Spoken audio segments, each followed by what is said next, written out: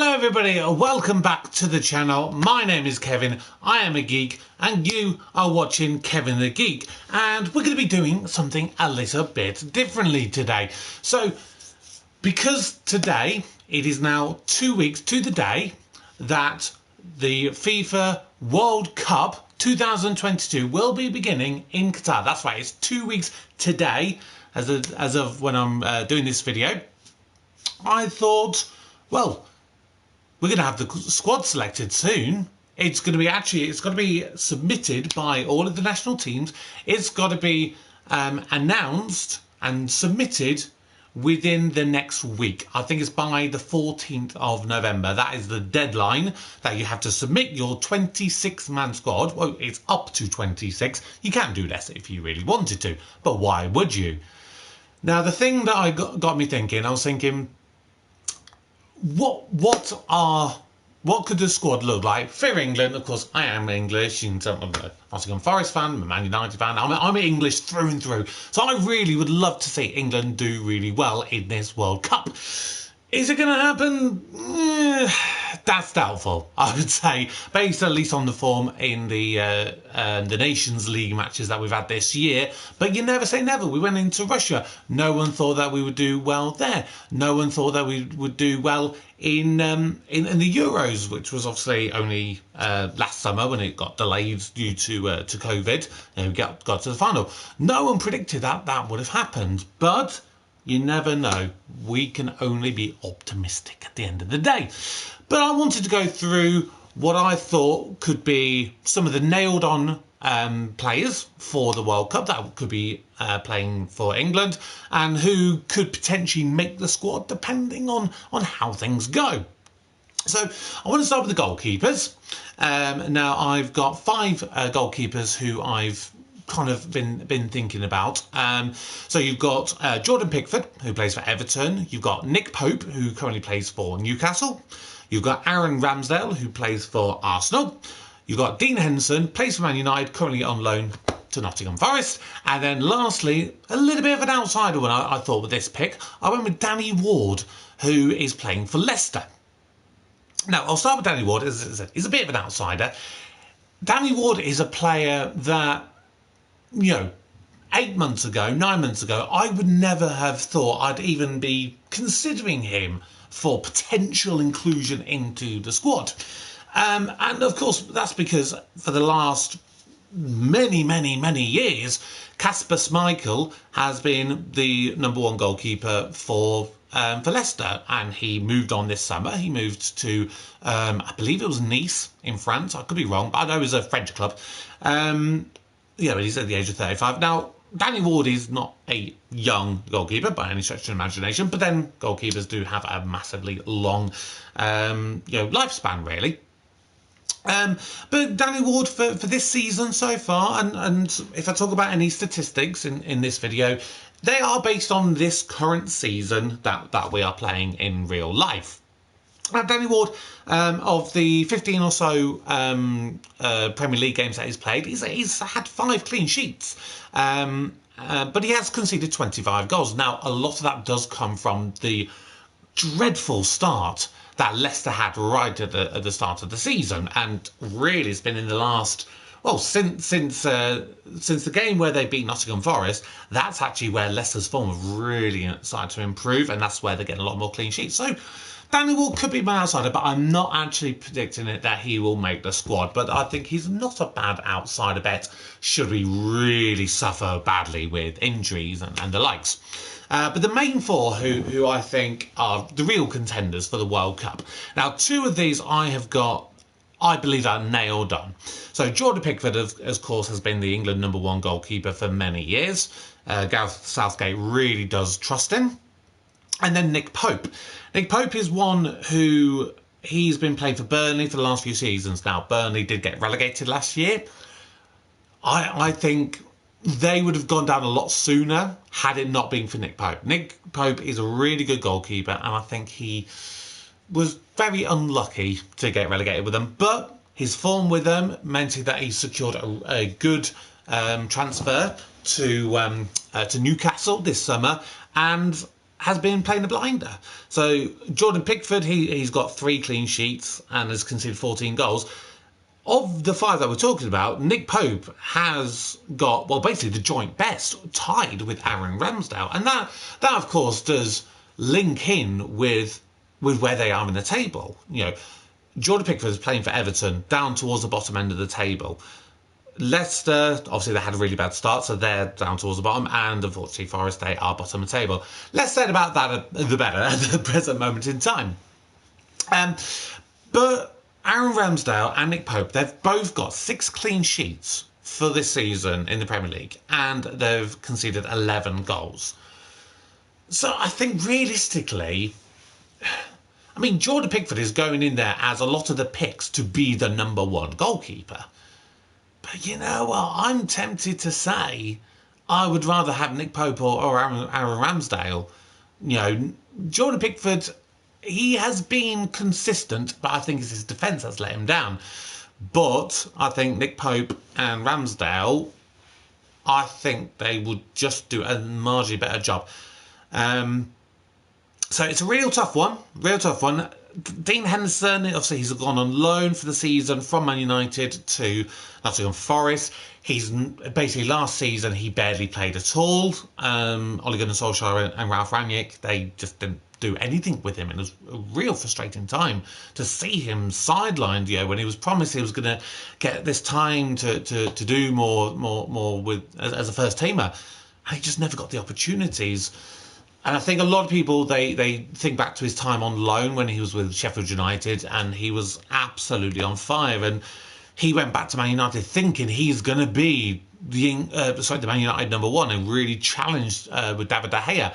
And he's not had the opportunity to do that.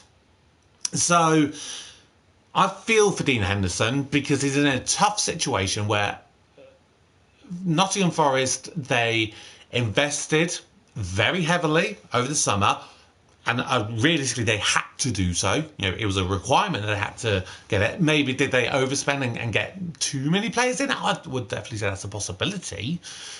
But it's been a very, very tricky one, I think, for him. And you know, he's had 3 clean sheets, but he's conceded the most amount of goals, of 30 goals.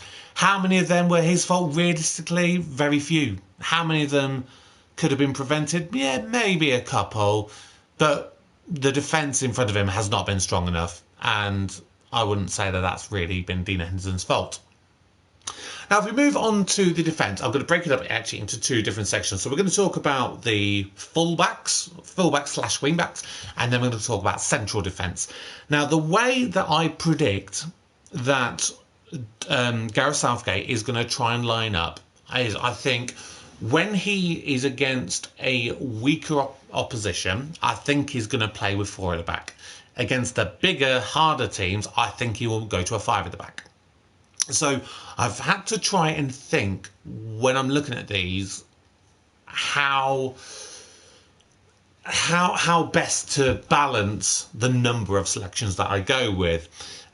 So if we talk about, first of all, the fullbacks.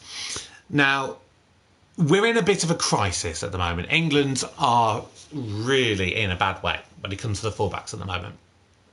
So this week, Ben Chilwell, the Chelsea left-back, he has been basically ruled out. He is out of the World Cup. There is just no way he's going to be fit for that. And it's a blow. But I don't think it was going to be the number 1 left back. That is going to be Luke Shaw. Luke Shaw is going in there as the number 1 left back. Right back, like when you think back to the tournament last summer, the Euro 2020 obviously got delayed. We were basically delighted with the amount of choice of right backs that we had available. And we're put in that very similar position now, that we're actually suddenly really struggling, because Reece James, who's the Chelsea right back, he is there or thereabouts ruled out. You know, there's a very slim chance that he might be fit, but realistically, even if he does get brought back in, I very much doubt that he will be truly fit, and it will probably take him at least a group stage to get to even potential match fitness. So the chances of Reece James making the squad and making the plane to Qatar, I'm not going to lie, I don't rate the chances. And then, of course, you've got Kyle Walker. Kyle Walker is the Man City right back who, if we do not get him on the plane, that will be a big loss, because he's a very experienced right back. He can play also at the right of a back three. So there is that versatility there. And to be honest, for a guy of his age, being 32, he's actually still really pacey. I mean, in the Man City squad, actually, he's ranked as the second fastest player of this season that they've had. And for a defender at 32, that's bloody good. So that puts us in that awkward position if Kyle Walker can't manage to make it onto the plane, if he can't get the fitness back. So if we talk about the right backs, obviously we've spoken about Reece James and Kyle Walker. Now, Kieran Trippier, he's one of the other fullbacks that I've basically said he's a dead cert. Obviously, when I say dead certs, with any of these players, it is with that caveat that, of course, barring injuries or anything like that, or COVID or something. But Kieran Trippier he's a nailed on. Again, he's 32. He isn't quite as pacey as Kyle Walker, but again, for a man of his age, he is bloody good. Really, really good. Excuse me. The great thing with Kieran Trippier, he was at Tottenham for a number of years, and I don't know why Tottenham let him go. That's the one that still baffles me to this point, that Tottenham actually let him go. They sold him to Atletico Madrid, which for him and his development as a player, and of course this is in his sort of twilight years, that was one of the best moves that he could have made. He's under Simeone in Atletico Madrid, one of the most defensively solid teams in all of the Spanish league, in La Liga. So, the fact that he's over there, that's brilliant. He's really developed as well, and he was linked with coming back to Manchester United. And again, I was shocked that they were really looking for a right back, and they didn't want to go for him. Because I was saying, I think at that point he's 30. They want £25 million for him. I was like, £25 million? That's a bargain. Snap him up. What, you a moron? But I digress. So, he's moved to Newcastle last January, and he's just been flying. He's been absolutely flying. He's got 1 goal for this season, and he's got 4 assists. His dead ball delivery from corners and from deep free kicks is fantastic. And he's someone that you really want to learn in that set-piece situation. So for me, without a shadow of a doubt, he is on the plane, again, barring injuries. Now, the other right back, really to take into consideration, is a strange one. Trent Alexander-Arnold of Liverpool. He is a player that... for Liverpool, particularly in the year that Liverpool won the league, him at right back and Andy Robertson at left back for Liverpool, unbeatable. They were solid defensively. They were amazing at their attacking duties. But for some reason, over maybe the last year and a half, 2 years, something's just kind of happened with Trent Alexander-Arnold. His attacking output, which is his biggest strength, has really weakened. And he's always been a little bit of a liability from a defensive point of view. And so he's a strange one that you'd almost like to think, why is he not a guaranteed player? Why is he not guaranteed to be on the thing? And to be perfectly honest, I'm of the sort of opinion that he's only going to go in the event of absolute necessity. That's really the only way that I can really predict that he goes to the World Cup. Now, trying to talk about some of the kind of more backup ones, some of the more backup options. James Justin, he is another versatile player. He is mean, Kieran Trippier is a player that can play, predominantly right back, but can fill in at left back, when needed, and he has done so for England. James Justin is a player for Leicester who's a very similar kind of player. He's a lot younger. He's 24, and he is predominantly a left back, but then can also play on the right as well when required. I think he started as a right back, actually, if I remember correctly. And the fact that Chilwell is basically out of the squad at the moment, this is what's leaning me to think: could he be our backup left back? I mean, obviously Leicester as a team did not have a great start to the league. However, he is in the best form of all of the defenders. That he's had 5 clean sheets in the Premier League in the last 7 matches. That, again, is a phenomenal statistic. Doesn't matter who you are. If you're part of that and you've played in all 90 minutes of those like he has, that's not to be sniffed at. Then you've got Aaron Cresswell, who's the left back for West Ham, he's never one who's really convinced me as a player. He's been solid. He's been dependable as a club player. Is he the kind of player that I can see England needing to take him to that next level? I personally can't see it. I don't think he's got enough in his all-round game personally for me to see that. Ryan Sessegnon is a young player, really young player. I can't remember how old. I think he's about 21, 22, something like that. I could be wrong. If I'm wrong, let me know down in the comments below. Obviously, he moved from, I think it was Fulham. I think he moved from Fulham when he was like 17, 18 or so. And he's just been slowly developing. He didn't have a quick, fast start. It's taken him a little while. But he's starting to get a little bit of trust by Antonio Conte over there at Tottenham, and has played a lot more games this season. So could be with an outside shout? Maybe, possibly. You've got Rico Henry, who's a player at Brentford. And, he's one that, could be an outsider chance, depending on injuries and things. 2 other players I think could be worth of a shout for conclusion if they are for their versatility. And these are, I would say, predominantly centre-backs, but can play out wide as well. And so this is why I've left them to last, because we're going to move on to centre-backs in a moment. So you've got Ben White, who is at Arsenal. Ben White is predominantly a centre-back, and when he played at Brighton, it was predominantly the left-sided centre-back. But a lot of the time this season for Arsenal, he's actually played at right-back, and he's actually done an all right job. He's done reasonably well. He's had 7 clean sheets again for the club as a season, and that shows with Arsenal being, well, I think they were top of the table. I think they've dropped down because Man City have played more games than them.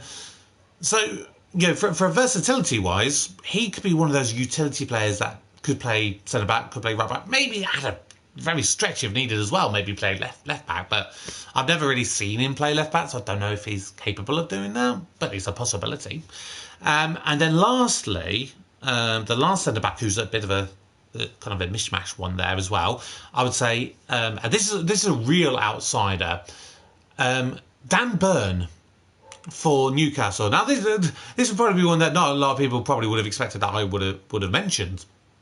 But Dan Burn, I mean, he's 30, so he's on the older side. He's 6'6". Just bear in mind that he's 6'6". I'm 6'3", so I'm tall. 6'6" is a giant for football, and that could come in really useful if we need to get something right on at the end, or we're trying to defend a lead or something like that. But he's been playing for Newcastle. Again, he's predominantly centre back, a left-sided centre back, so maybe he could be like the left of the 3 or something like that. But a lot of the time as well this season, he's been playing at left back for Newcastle. So he could be a potential outsider. Maybe a little bit of an outsider. Now the main centre backs as a whole, you've got, of course, Harry Maguire, you've got John Stones. They're your kind of your go-to names. You've got Eric Dyer, You've got Connor Cody, Fikayo Tomori, and then you've got a couple of outsiders as well. Now, Harry Maguire is a very, very contentious subject for England fans and particularly for Manchester United fans. So it's a strange one. Maguire is not the same player as he was when he was at Leicester. And he was at Leicester, of course, when England win the World Cup in 2018. Harry Maguire has just never quite translated his Leicester and his England form over to Manchester United. I think Gareth Southgate will pick him. I think he's got a lot of faith in him because he's always performed relatively well for England. He's got a good header on him, so he's obviously scored a few goals for corners, hence his affectionate nickname of Slabhead. But he's barely played for Manchester United this season. And if you had any real strong contenders, you'd have to say his place is seriously under threat.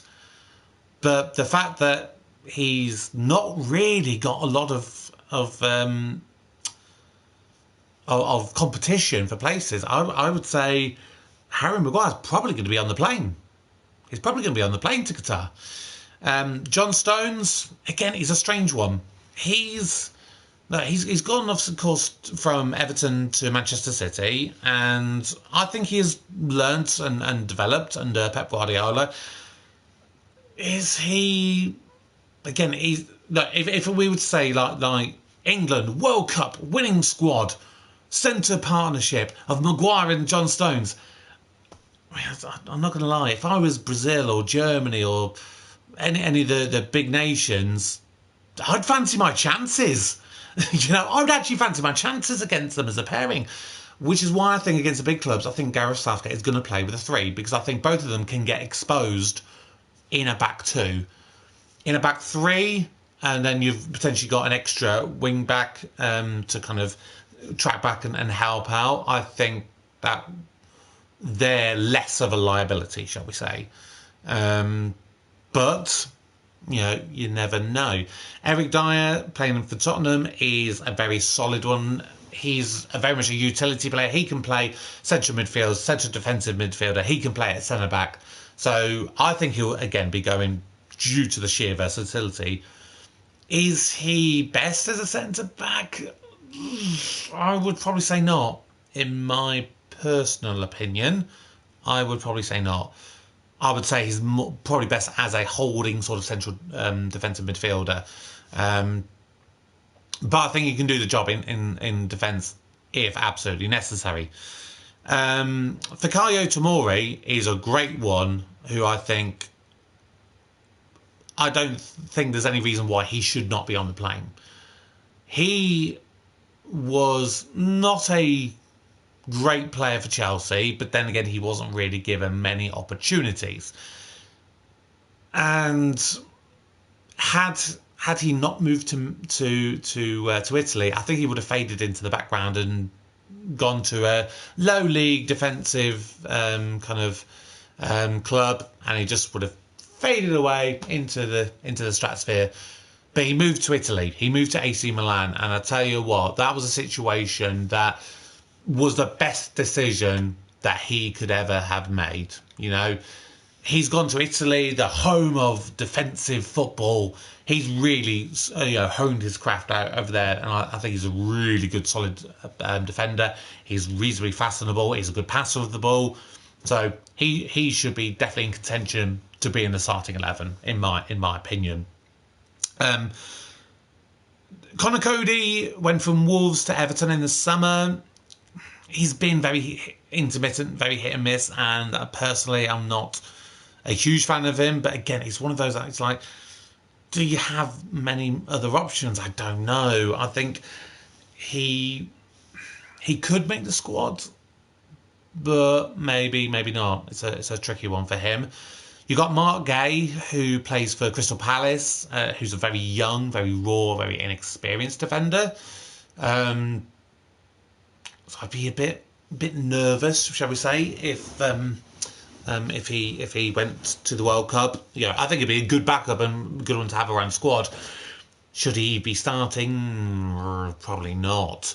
And then two more outside. I mean, one of these is an outsider that has been in past squads and has probably been a mainstay, and probably for that reason may get into the squad for Gareth Southgate, and that's Tyrone Mings for Aston Villa. But I tell you what, I've never been convinced by him. But it's been that thing, like, we've not had like true solid defensive, proper defensive partnerships since the likes of Rio Ferdinand and John Terry. We've not had that, and we need a good, proper, solid defensive back. And so we're relying on players like Tyrone Mings, and it's not a great thing to have to rely on, I'm not going to lie. My last defender that I think should definitely be actually in contention, and for a similar reason to Fikayo Tomori, he's a little bit older, not quite as fast, and it's Chris Smalling. Chris Smalling obviously moved to Roma from Man United. He just sort of got frozen out, and I didn't personally understand why. He was better than the options that I think we were using and we had at the time. He just got frozen out. But he's gone to Italy, so he's playing a slightly slower paced football. And again, he's now got I believe Jose Mourinho. Jose Mourinho's in charge of him, and from the bits that I've seen of Roma and when he's played for them, he's just as solid as he always has been, and so I think he should be an outsider for definitely being on the plane. He should definitely be in contention at the very least, absolutely. Now let's move on to midfielders. Now, what I've just kind of done, when I say midfielders, I'm talking more of like your central area. So we're talking central defensive midfielder, the traditional centre mid, and then, that's it. Central defence and central midfielder. Central attacking midfielders I've grouped in with attackers. Now, again, the ones I've got on my list for these ones, we've got Jude Bellingham, Declan Rice, James Ward-Prowse, Ruben Loftus-Cheek, Conor Gallagher, Jordan Henderson, and Calvin Phillips. Now, the first thing I'll say with Calvin Phillips, he's been a mainstay of Gareth Southgate's squad for a long time, really, really long time. If he makes it onto the squad, I will be immensely shocked, because for the entire season, he has played 13 minutes for Manchester City. That is it. 13 minutes. There are rumours that he may be getting fit, but really, unless he plays some part in the game, the last two games, I think it's 2 games that Man City have got left before the World Cup, I can't see him making it. So, unfortunately, injury may have forced him out on this occasion, and that'll be a shame for him, because I think he's a good, solid player. Now, Jude Bellingham is a no-brainer. There is absolutely no way that Jude Bellingham cannot go, other than injury. That's the only way that's going to force him out of it. That man is on fire. He's currently on 9 goals and 2 assists for the season. He's really developed his game, and I love Dortmund for taking the chance on young players, particularly young English players, because the Premier League has been a big thing in taking young foreign players like French players, German, Spanish, wherever, bringing them here and developing into something big, and then sometimes they move them on to other countries and they become big superstars and things like that. But the foreign nations have never really taken English players, and they're starting to do that. You're starting to see, like I said, Chris Smalling and Tomori over in Italy. You get the likes of Jude Bellingham, Jadon Sancho, of course, went there a couple of years earlier than that.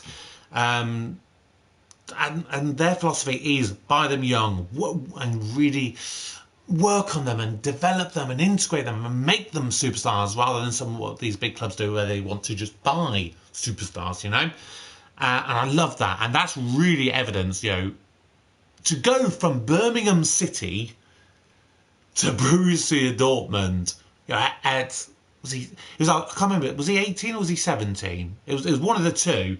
So to go there, that young age, to go to a foreign country where you might have learned a bit of the language at school, but you probably don't know a huge amount of it. That's a big thing to do. But he is on fire, and he is a dead certain to start the games. Absolutely, no shadow of a doubt in that. Now, Declan Rice is the other absolute dead cert to be on the plane. That man, who's now 23, he's the club captain for West Ham. He is a monster of a defensive midfielder. And he's still got a little bit of contribution in him as well. He's scored a goal this season for West Ham. He's got 2 assists for them. That man's just a beast. I think what I would change about him, if I were to tweak one little thing, I'd like him to be a little bit more of a tougher guy, not quite like a Roy Keane type of player, but just that little bit kind of bit more forceful, because I think he's a lovely guy. From the interviews I've seen of him, he's a nice guy. I want to see a little bit more meanness to him, but that's just me, and that's my personal preference and opinion with him there. Jordan Henderson, again, is one I don't know how to feel about him. He was a huge part of the rise that Liverpool have done in the last couple of seasons. But he's starting to get on a little bit. I mean, he's only played 3 full games for Liverpool this season. And, of course, Liverpool have had a really bad season. They're so inconsistent. I definitely think there is a good chance he will be going. Mostly for the experience. The experience and the level head that he's got on his shoulders. I can definitely see him going there, even if he doesn't really play that much. He will be an invaluable member of the kind of the backup of the squads. James Ward-Prowse is a player who I just don't understand how a player of his calibre can stay at Southampton, and none of the bigger clubs have ever wanted to go for him, or seemingly have wanted to go for him. There's maybe people have been in for him, but he's just not seen it as enough of a step up to move away, or never Southampton got a good enough bid. Because Ward-Prowse, he's a really good all-rounder, and his dead ball delivery is phenomenal. One of the best I think I've ever seen. You take a free kick, like some of the free kicks he's scored, and some of them that he's whipped in to get someone else get a head on it and everything to get a goal. My God, that man, he's got such a boot on him. It's phenomenal. He's not had a great time of it this season, and I think he's suffering from that. Maybe he should have taken steps to make a move elsewhere and get a change of scenery or something like that. Because Southampton just haven't been doing it, and he unfortunately is losing out as part of that. He's got a goal, and he's got an assist. So again, he's got little things there, but he's not doing the business as he normally does. But again, I think he's one that, for that dead ball delivery alone, I mean, I would definitely take him. I would absolutely take him. Now, the last 2 kind of backup ones we kind of talk about, both Chelsea players, Ruben Loftus-Cheek and Conor Gallagher. Both of them are similar players that they've been very bit part players. They're definitely down the pecking order at Chelsea, so they've not been getting as much time to play. Gallagher has got a little bit more contribution in terms of he's got a goal and assist, whereas Loftus-Cheek hasn't got any. But I think Loftus-Cheek is more of a better all-rounder player, and for that central midfield role, as more of a box-to-box midfielder, if I had to choose literally between those two at this stage, and the fact that Conor Gallagher is still a bit raw, I would personally go with Loftus-Cheek if I had to choose between those two. But I think Conor Gallagher has got a bright future, and I think he will do really well in the future. So it's definitely a potential for the next Euros in 2024 without a shadow of a doubt if he continues doing the stuff that he's doing. Now moving on to attackers, this is probably our hardest thing to really try and break down. There are so many good attacking players. At the moment we're struggling defensively as a team. Attacking, we've probably got an abundance of attacking players. At the moment, when I say attackers, I'm talking about more the three behind the strikers. So we're talking left wing, right wing, and central attacking midfielder. That sort of number 10 position.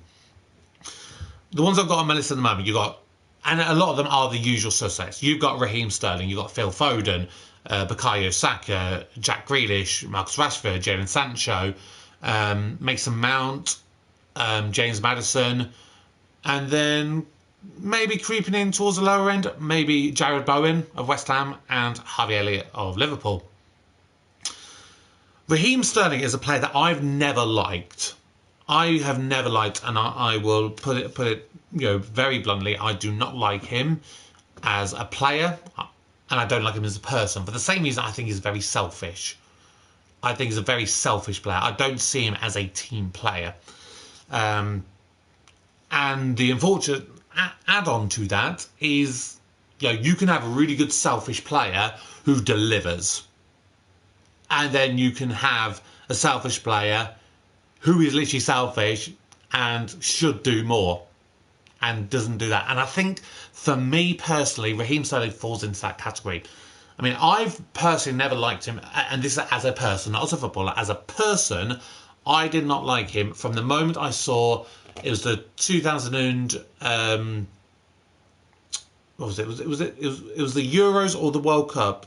It was the Euros. I think it was 2016. I want to say 2016 Euros, where we got knocked out by Iceland.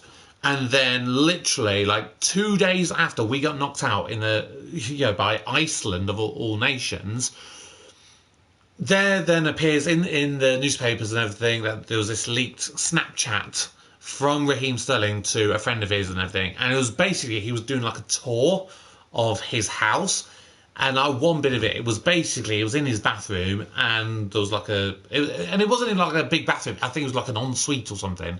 And it was basically, a sink, literally a bathroom sink that was basically, I think it was covered in jewels or diamonds or something very flamboyant and extravagant like that. And it was basically showing off. I'm like, seriously? 2 days after probably the most humiliating defeat in all of English national team football history, you want to pride yourself on the fact that you've got a sink that's covered in big fancy jewels. Come on, get a grip.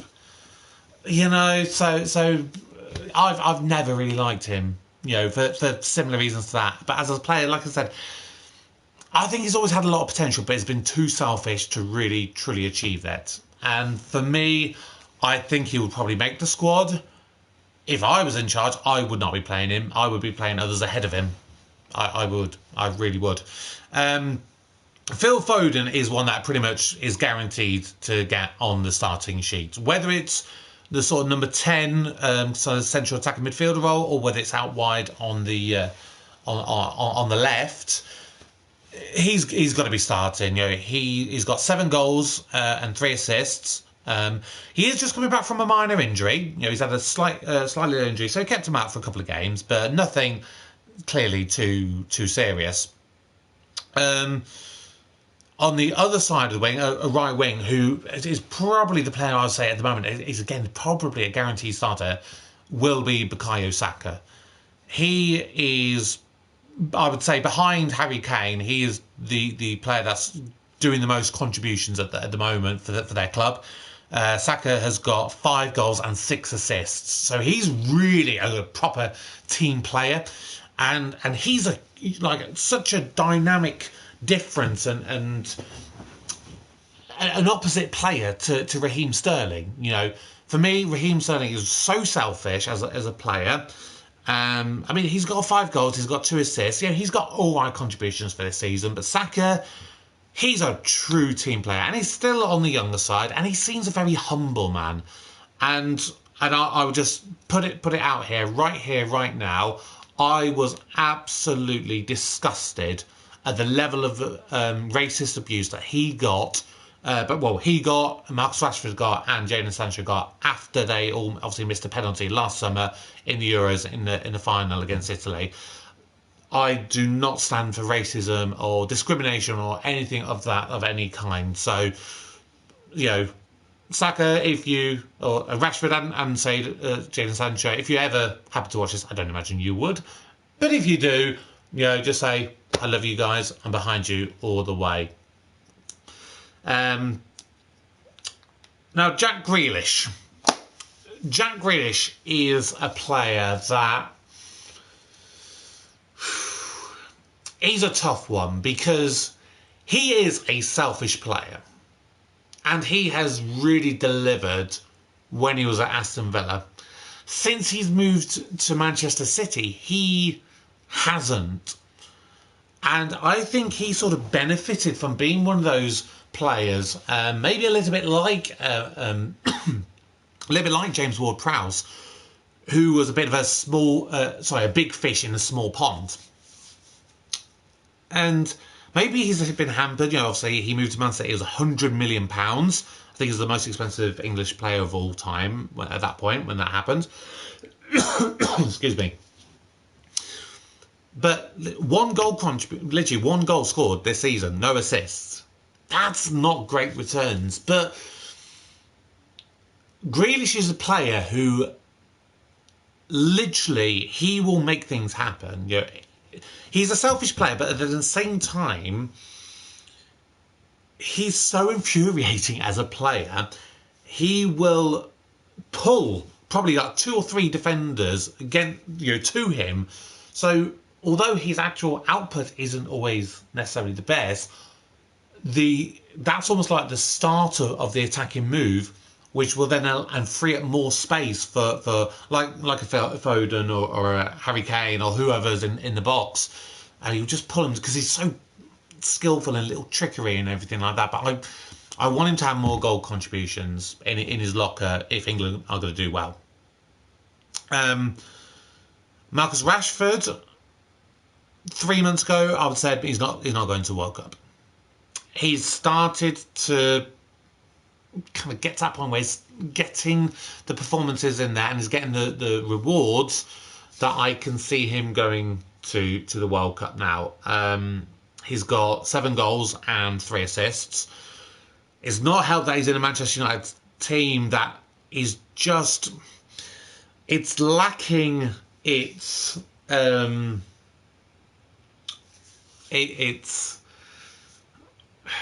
identity. I think Manchester United, you've got Cristiano Ronaldo at the top, and so then you'll have Rashford out wide, and then sometimes they'll try and play Rashford as a number 9, as a striker, and that's not really his thing. And he's all about his pace and everything. So Man United really need to sort out where they want to move, what direction they want to go in to get the best out of Marcus Rashford, and that will also then come for Jadon Sancho.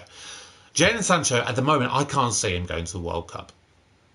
He's got 3 goals and 1 assist this season. He didn't do a lot last season when he moved from Dortmund to Manchester United. And again, I think he's just suffering from that lack of identity. And if they find it, they'll both be, again, really amazing players. But right now, they're just missing that little thing for the club form. And maybe they could go to a World Cup and it would do it for them. But personally, right now, I can't see it happening for Sancho.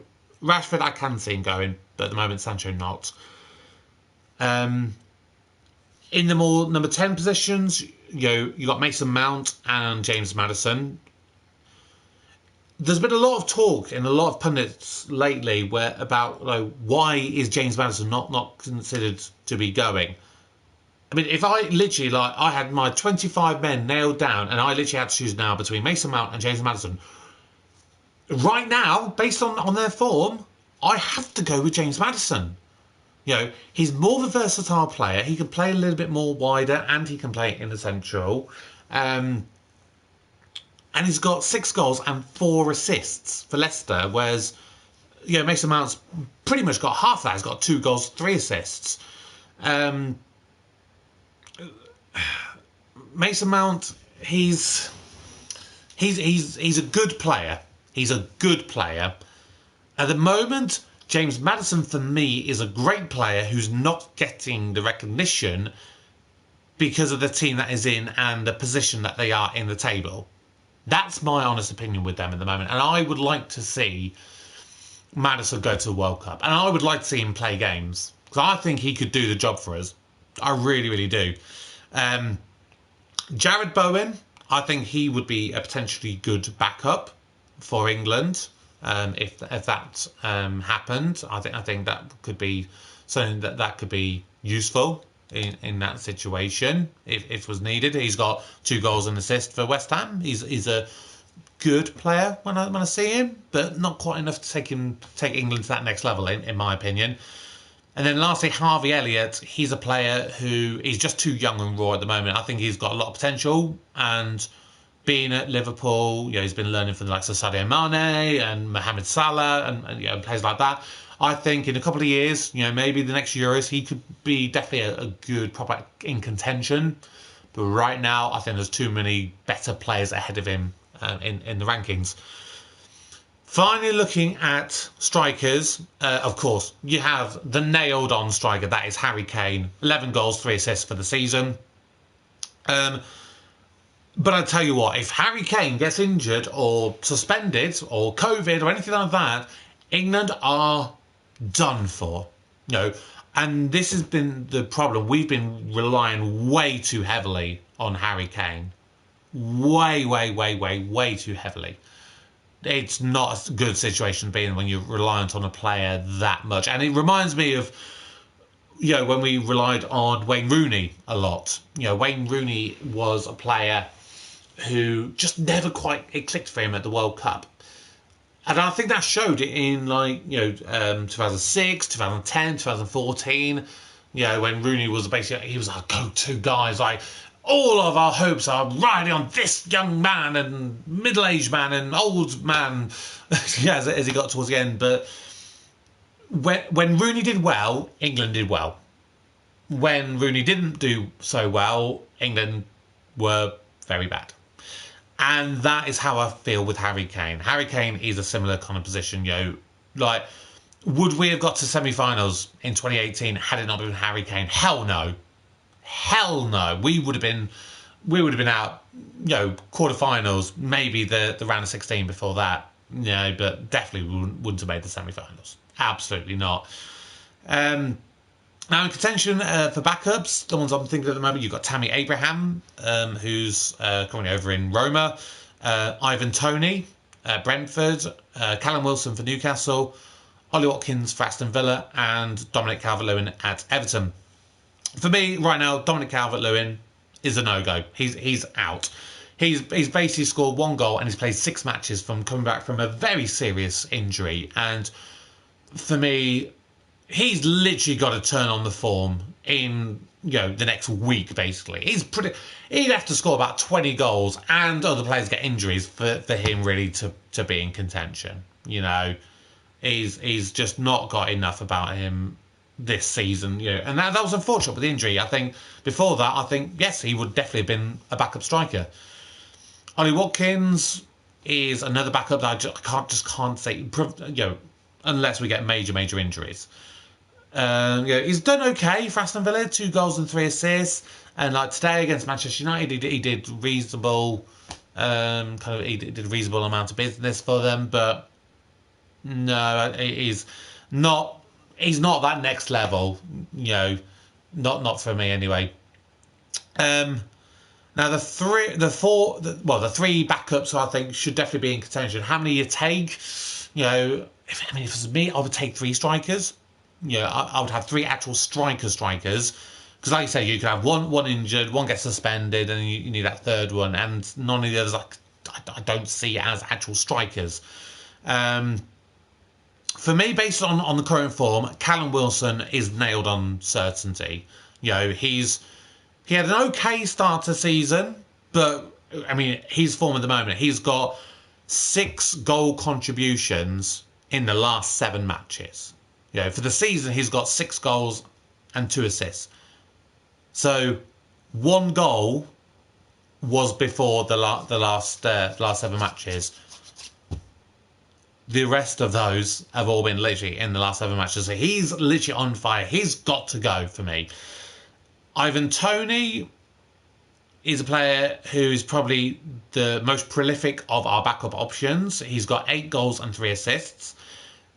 He's got a phenomenal penalty scoring record. In his career, he's taken 25 penalties and he's scored 24 of them. He's missed 1 penalty. But he's slightly tailed off a little bit in the last couple of matches, and makes me think, is he gonna, is that gonna potentially make him lose out? Maybe if he has a good game or two in these last couple of ones before the squad gets properly finalised, maybe that'll just give him that little push.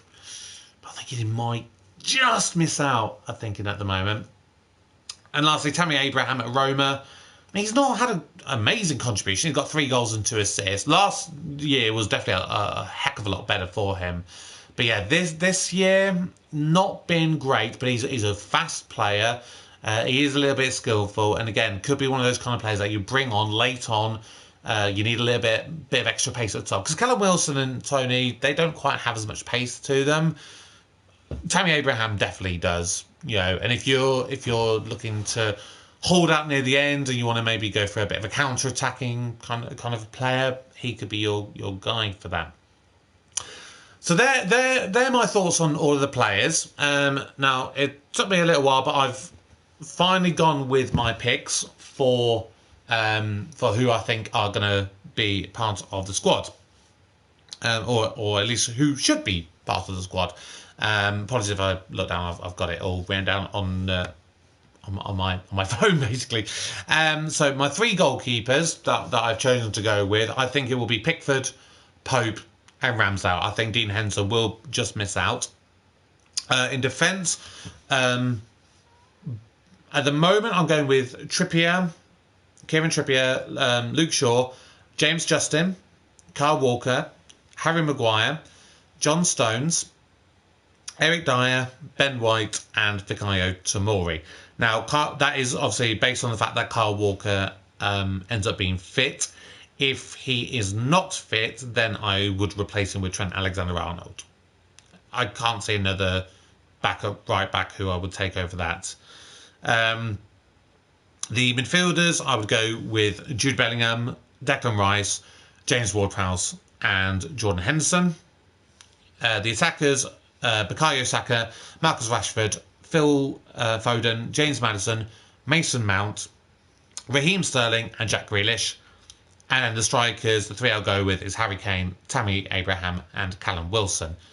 The backups, I would say that are most likely to be in contention based on how, like I said, based on potential injuries and things like that. The most likely ones to potentially make it, I would say, for me, Dean Henderson in goal, Trent Alexander-Arnold, Ryan Sessegnon, Dan Burn, Chris Smalling, Mark Gay, Calvin Phillips, if he's fit, but is he going to be fit? Realistically, I can't see it. Ivan Toney, Jarrod Bowen and Ruben Loftus-Cheek. They're the ones I think for me. So that is my thoughts on the potential England squad, the 26-man squad that would make it to the World Cup. So please do let me know what you think. What would be your predictions? Do drop a like in the comments down below. I'd love to know what you thoughts are as well. Excuse me. I will probably do a similar kind of video in the future when the actual squad gets announced. Maybe, well, I think it depends on how similar or how different they are to my. If there's some real inclusion, I think they're a bit of a surprising one. I think I'll definitely consider doing it. Otherwise, we'll just kind of play it by ear. And then at the moment, what I'm thinking about maybe doing is doing a little kind of my thoughts after each England match. And then, some of the bigger games, if they come up, I might like to do a little video. Similar style to this, I'll get like FIFA playing in the background and I just talk about it. And you can let me know what you think. But thank you very much for joining me on this journey. Of course, just starting out. It's only been a couple of months. This is my first video with an actual video. This is the first time you're actually able to properly see my face with one of these videos. So it's a really lovely thing to do and to share with you, and I hope you guys continue to enjoy it. But until next time, my name is Kevin, I am a geek, and you have been watching Kevin the Geek. Goodbye.